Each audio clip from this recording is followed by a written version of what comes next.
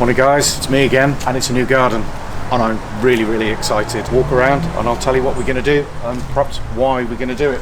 A one-kill deck, it's not very safe. Let's talk about the client's brief. They've got this lawn, they've got this raised pergola structure, and they've got an old deck. There's some sensational views in the distance over the Chalfont hills that they've not been able to see up until very recently. The next door neighbour's recently taken down some trees, and so this deck has now become a viewing platform more than anything else.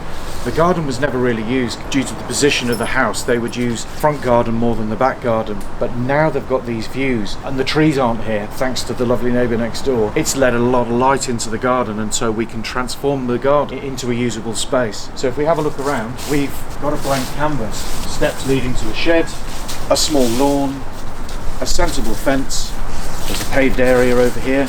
There's a pergola that they don't love, they never have loved, and nor will they love it, so we're going to take it down. And then that brings us round to this delightful decking. Before we designed the garden, we had to ask the client what their expectations were. They wanted lots of flowers. They did actually want a lawn. They didn't really appreciate what could be done with the deck, and they didn't know what they wanted to do with this area over here. A herb garden and a place to grow some carrots and spuds and the like. So the first thing I thought of was the decking. That's the easy option.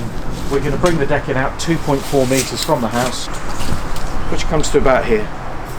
Stainless steel balustrade to keep it simple and not block the view. We need to partition this view from the neighbour, and so we've got some quite tall pierced fretwork panels done in hot dip galvanised steel that have been powder coated bright white.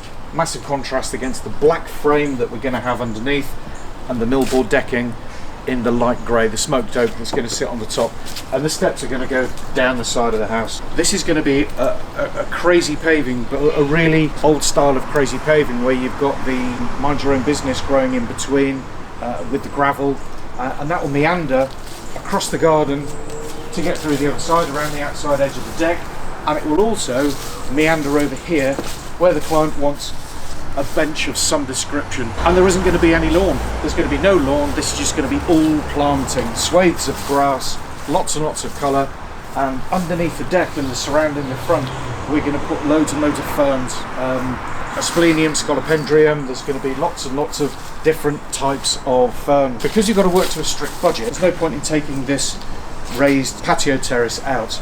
It's a lot of work. There's a long distance to waste from here to the skip, so if we leave it here, it gives us a solid foundation to put the rail sleeper raised beds, and we can then cover this with gravel. To wrap up or indeed conclude the introduction to this garden, we're removing the pergola, we've got raised planters, we've got a new larger usable deck screened from next door with a beautiful new balustrade. We've got no lawn, we've got loads and loads of planting. Very small planting in this one. We don't have a massive budget, so we want to get as much into the budget as possible. We've satisfied the client's design brief. Don't think we've made very many compromises because the plants are going to grow. The main focus is the structure. What have we got? 10 cubic meters of soil, a couple of hundred plants, millboard decking, me. So if you have any questions about what we're doing, why we're doing it, stay tuned. I'm going to give you progress updates as we go through this, so if you've got any questions, type of soil with what type of plant, how to build a deck, how not to build a deck, maybe a corner of a garden that you don't know what to do with, send me a photograph and I'll give you some ideas.